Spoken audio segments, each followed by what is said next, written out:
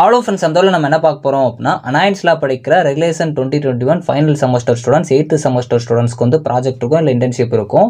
இதை பற்றி ஒரு சில பேருக்கு ஒரு சில ஐடியாஸ் இருக்கலாம். ஸோ நிறைய பேருக்கு வந்து ஒரு சில ஐடியாஸ் இருந்தாலும் அது எப்படி அப்படிங்கிற கன்ஃபியூஷன்ஸ் வந்து இருக்கும். இந்த ப்ராஜெக்ட்னா என்ன அப்படிங்கிற ஒரு சில டீட்டெயில்ஸ்லாம் வந்து நான் இந்த வீடியோவில் சொல்கிறேன். அது பேசிக்காக உங்களுக்கு ஒன்றுமே தெரியல அப்படின்னா இந்த வீடியோ ஃபுல்லாக பாருங்கள். ஸோ உங்களுக்கு அதனால் என்ன அப்படிங்கிறத நான் ஒரு ஜென்ரலாக என்னென்ன இருக்கும் அப்படிங்கிறத சொல்கிறேன். ஸோ வாங்க வீடியோக்குள்ளே போகலாம். ஓகே ஃப்ரெண்ட்ஸ், ஃபஸ்ட் எடுத்து பார்த்தீங்க அப்படின்னா அனாயின்ஸில் படிக்கிற ரெகுலேஷன் 2021 ஸ்டூடெண்ட்ஸ் உங்களுக்கு ஃபைனல் செமஸ்டர் 8th செமஸ்டரில் பார்த்தீங்க அப்படின்னா ப்ராஜெக்ட் வந்து இருக்கும், இல்லை இன்டர்ன்ஷிப்னு இருக்கும். இல்லை நிறைய பேர் கிட்ட வந்து இன்டர்ன்ஷிப் பண்ணால் ப்ராஜெக்ட் பண்ண தேவையில்லை அப்படிங்கிற மாதிரி கேட்டிங்க. சார் இன்டர்ன்ஷிப் பண்ணாலும் இன்டர்ன்ஷிப்பில் என்ன பண்ணுறீங்களோ அது ப்ராஜெக்டாக பண்ணணும், இல்லை ப்ராஜெக்டாக பண்ணுறீங்க அப்படின்னா ப்ராஜெக்ட் பண்ணுற மாதிரி தான் இருக்கும். ஸோ அதே மாதிரி ஒரு சில பேர் கேட்டிருந்தது வந்து இப்போ நான் ப்ராஜெக்ட் பண்ணுறேன் அப்படின்னா காலேஜுக்கு போக தேவையில்லை அப்படிங்கிற மாதிரி கேட்டிருந்தீங்க. ஸோ இது மெஜாரிட்டியாக பார்த்தீங்க அப்படின்னா இண்டஸ்ட்ரியெலாம் நீங்கள் வந்து இன்டர்ன்ஷிப் மாதிரி பண்ணுறீங்க அப்படின்னா அப்படிங்கிறப்போ நீங்கள் காலேஜ் போக முடியாது, வெளியே போய் இண்டஸ்ட்ரியில் பண்ணுற மாதிரி இருக்கும். அதனால் நீங்கள் காலேஜ் போக தேவை இருக்காது. ப்ராஜெக்ட் பண்ணுறீங்க அப்படின்னா டெய்லி போகணுமா அப்படிங்கிறது தெரியலை. இப்போதைக்கு உங்கள் காலேஜில் சொல்லியிருந்தாங்க அப்படின்னா மறக்காமல் கமெண்ட் பண்ணுங்கள். ஸோ ஃபர்ஸ்ட் ஆஃப் ஆல் இந்த ப்ராஜெக்ட் அப்படின்னா என்னென்னா, நான் ஆல்ரெடி சொன்ன மாதிரி இது ஒரு ப்ராப்ளம். அதாவது வந்து நீங்கள் இன்டர்ன்ஷிப் பண்ணாலும் சரி, இல்லை நீங்கள் ப்ராஜெக்டாக டேரெக்டாக பண்ணீங்க அப்படின்னாலும் ரெண்டுமே ஒன்று தான். ப்ராஜெக்ட் அப்படின்னா ஒரு ப்ராப்ளம், அதாவது நீங்கள் ஒரு ப்ராப்ளமுக்கு சொல்யூஷன் வந்து கண்டுபிடிக்கிறதா. சிம்பிளாக சொல்லணும் அப்படின்னா நான் ஜென்ரலாக உங்களுக்கு எந்த மாதிரி இருக்கும் அப்படிங்கிறத சொல்லிடுறேன். ஸோ இது போக ஒன்று டெப்த்தாக போனோம் அப்படின்னா உங்கள் கமெண்ட்ஸை வந்து நீங்கள் கொடுங்க, நான் கண்டிப்பாக அதுக்கடுத்து உங்களுக்கு அதை எக்ஸ்பிளைன் பண்ணுற மாதிரி ஒரு வீடியோ பண்ண பார்க்கேன்.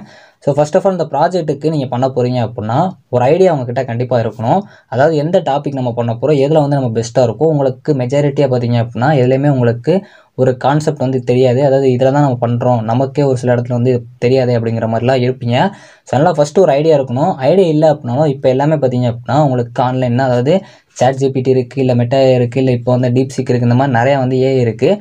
நீங்கள் அதில் வந்து உங்களோட கண்டென்ட்டை கொடுத்து எந்த ப்ராஜெக்ட் பண்ணலாம் பெஸ்ட்டாக இருக்கும் அப்படிங்கிற மாதிரி நீங்கள் கொடுத்தீங்க அப்படின்னாலே அது வந்து மெஜாரிட்டியாக உங்களுக்கு ஒரு க்ளீனான கண்டென்ட்டை கொடுக்கும். அதில் உங்களுக்கு எது பெஸ்ட்டாக இருக்கும் நீங்கள் அதை செலக்ட் பண்ணி கூட பண்ணுற மாதிரி இருக்கும். டாப்பிக்கை வச்சு மட்டும் நீங்கள் எப்போயுமே செலக்ட் பண்ணாதீங்க. ஏன்னா உங்களுக்கு ஒரு டாபிக் பார்க்க ஈஸியாக இருக்கலாம், இல்லை பார்க்க அட்ராக்டிவாக இருக்கலாம்.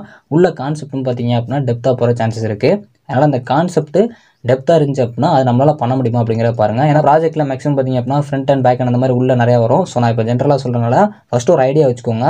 ரெண்டாவது வந்து ஒரு பிளான் வச்சுக்கோங்க. அதாவது உங்களுக்கு இந்த செமஸ்டர் ஃபுல்லாமே நீங்கள் இந்த ப்ராஜெக்ட் தான் பண்ண போகிறீங்க.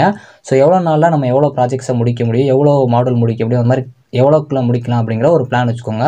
ஃபஸ்ட்டு ஐடியா கண்டிப்பாக இருக்கணும். ஏன்னா உங்களுக்கு மேக்ஸிமம் என்ன பண்ண போகிறோம் தெரிஞ்சிங்க அப்படின்னா மட்டும்தான் அதுக்கேற்ற பிளான் பண்ணுவீங்க. ஸோ அதனால் அது ரெண்டையுமே கரெக்டாக பார்த்து வச்சுக்கோங்க. ஸோ நெக்ஸ்ட்டு பார்த்தீங்க அப்படின்னா ரிசர்ச் பேப்பர். இந்த ரிசர்ச் பேப்பர் பொறுத்த வரைக்கும் நீங்கள் என்ன ப்ராஜெக்ட் பண்ண போகிறீங்களோ அது ஒரு மாடலுக்கு எடுத்துக்கலாம். ஸோ அந்த ப்ராஜெக்ட்லேயே வந்து இன்னோவேட்டிவாகவும் நீங்கள் பண்ணுறதுக்கு ஒரு சில பேர் வந்து வில்லிங்காக இருப்பீங்க. அதாவது நானும் கொஞ்சம் ஓனாக வந்து பண்ணுறேன் அப்படிங்கிற மாதிரி இருப்பீங்க. அந்த மாதிரி இருந்தீங்க அப்படின்னா ஆல்ரெடி பண்ணியிருக்கிறதுலே நீங்கள் பண்ண போகிற ப்ராஜெக்ட் எது இருந்துச்சு அப்படின்னா அது ஒரு மாடலுக்கு வச்சுக்கோங்க. இல்லை நான் புதுசாக தான் பண்ண போகிறேன், ஃபுல் அண்ட் ஃபுல் புதுசாக பண்ண போகிறேன் அப்படின்னா அது எந்த மாதிரி ரெஃபர் பண்ணும் அப்படிங்கிறத நீங்கள் மேக்ஸிமம் ஆன்லைனில் இப்போ பார்த்தீங்க அப்படின்னாலே நிறையா இருக்கும்.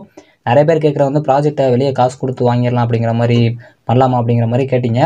அது உங்களோட விருப்பம் தான். ஆனால் மெஜாரிட்டியாக நீங்கள் காசு கொடுக்காம ஓனாகவே நீங்கள் பண்ணலாம். அதாவது இப்போ எல்லாமே ஆன்லைனில் அவைலபிளாக தான் இருக்குது. ஆனால் அது எப்படி அரேஞ்ச் பண்ணணும் அப்படிங்கிறதான் தெரியாது. ஸோ அதான் ப்ராஜெக்டோட ஒரு மெயினான பாயிண்ட்டு. அதாவது நீங்கள் என்ன பண்ண போகிறீங்களோ அது எப்படி பண்ணணும், இதை எப்படி அசம்பிள் பண்ணணும். இப்போ ஒரு பைக் இருக்குது, எல்லாருக்குமே பைக் ஓட்ட தெரியும்.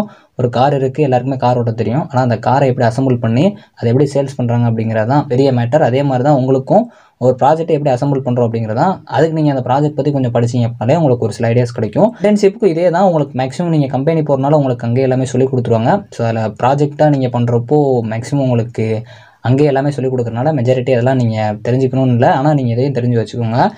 ஸோ இதுக்கப்புறம் நீங்கள் சப்போஸ் நீங்கள் ஒரு டேட்டா செட் எடுத்து, அதாவது நான் லார்ஜ் அமௌண்ட் ஆஃப் பீப்புளோட இதை கேதர் பண்ணி நான் இந்த மாதிரி பண்ண போகிறேன் அப்படின்னா நீங்கள் டேட்டா செட் மாதிரி எடுக்கலாம். இந்த டேட்டா செட் சம்டைம்ஸ் ஆன்லைனில் அவைலபிளாக இருக்கும். இந்த கேகல் கிட்கஃப் இந்த மாதிரி இருக்கிறதுலையும் அவைலபிளாக இருக்கும். இதில் நீங்கள் எடுத்து பண்ணிக்கலாம். அதாவது நீங்கள் டேட்டா செட்டை வச்சு ஒரு அல்கோரிதமை வச்சு ப்ரெடிக்ட் பண்ணி பண்ண போகிறீங்க அப்படின்னா அதுக்கப்புறம் சாஃப்ட்வேர் அண்ட் ஹார்ட்வேர் இது ரொம்ப முக்கியம். இப்போ IoT ப்ராஜெக்ட்ஸ்லாம் பண்ணுறீங்க அப்படின்னா சாஃப்ட்வேரும் வேணும், ஹார்ட்வேரும் வேணும். இல்லை ஹார்ட்வேர் ரொம்ப முக்கியமான ஒன்று. அதனால் அந்த மாதிரி இருக்கிறதுல எந்தெந்த சாஃப்ட்வேர் எதுக்கு சப்போர்ட் ஆகும் அப்படிங்கிறத தெரிஞ்சு வச்சுக்கோங்க. ஏன்னா ப்ராஜெக்ட் பண்ண போகிறோம் அப்படின்னா டேரெக்டாக வந்து இப்போ ஒரு கிணறு இருக்குன்னா அதில் டேரெக்டாக குதிச்சிட முடியாது. அது எவ்வளோ ஆழம் அதெல்லாம் தெரிஞ்சு தான் நம்ம குதிக்கிற மாதிரி அந்த சாஃப்ட்வேருக்கு இது சப்போர்ட் ஆகும் அப்படிங்கிறதெல்லாம் கரெக்டாக தெரிஞ்சு வச்சுட்டு அதுக்கப்புறம் அனலைசிஸ் பண்ணுங்கள். லாஸ்ட்டு ரொம்ப ரொம்ப முக்கியமான ஒன்று ரிப்போர்ட்டு. இந்த ரிப்போர்ட் ரொம்ப முக்கியம். எதுக்குன்னு சொல்கிறேன் அப்படின்னா உங்களுக்கு ப்ராஜெக்ட்லேயே பார்த்தீங்க அப்படின்னா அந்த ரிப்போர்ட்டுக்கு வந்து ஒரு 10 மார்க் வந்து கொடுத்துருப்பாங்க எக்ஸ்டர்னலில். ஸோ அதனால் அது ரொம்ப முக்கியமான ஒன்று. மெஜாரிட்டியாக உங்களால் ஒரு ப்ராஜெக்ட்டை நீங்கள் ஆன்லைன்லேருந்து சோர்ஸ் கோட் எடுத்தாலும் சரி, இல்லை நீங்கள் படித்து கொஞ்சம் கொஞ்சமாக டெவலப் பண்ணாலும் சரி, எல்லாமே பார்த்தீங்க அப்படின்னா உங்களுக்கு எல்லாமே கிறிஸ்டல் கிளியராக தெரியணும் அப்படிங்கிற அவசியம் கிடையாது. ஸோ யாரோ ஆல்ரெடி அந்த இதை பார்த்தீங்க அப்படின்னா பண்ணியிருக்கலாம். நீங்கள் அதை ரெஃபர் பண்ணீங்க அப்படின்னாலே உங்களோட ஸ்டைலுக்கு நீங்கள் அதை மாற்றிக்கிறதுக்கும் ப்ராஜெக்ட் வந்து ஒரு பெஸ்ட்டான ஐடியா தான். ஸோ ப்ராஜெக்ட் அப்படின்னா நிறைய பேருக்கு ஒரு பயம் இருக்கும். இப்போ ஒரு ஐடியா கிடச்சிருக்கும்னு நினைக்கிறேன். ஸோ யார் வந்து ப்ராஜெக்ட் பார்த்து பயப்படாதீங்க. ஸோ ஓவரால் பார்த்தீங்க அப்படின்னா இப்போ ப்ராஜெக்ட்னா என்ன ஒரு ஐடியா வந்து கிடச்சிருக்கும். இது போக இன்னும் டெப்த்தாகவும் நிறையா இருக்குது. ஸோ அதை பற்றி தெரிஞ்சுக்கணும் அப்படின்னா கண்டிப்பாக ஏதாச்சும் உங்களுக்கு டவுட்ஸ் இருந்துச்சு அப்படின்னா மறக்காமல் கமெண்ட் பண்ணுங்கள். நான் முடிஞ்சளவு வந்து உங்களுக்கு அடுத்த வீடியோலையோ இல்லை அதை கமெண்ட்லேயே வந்து ஷேர் பண்ண பார்க்குறேன். தேங்க்ஸ் ஃபார் வாட்சிங்.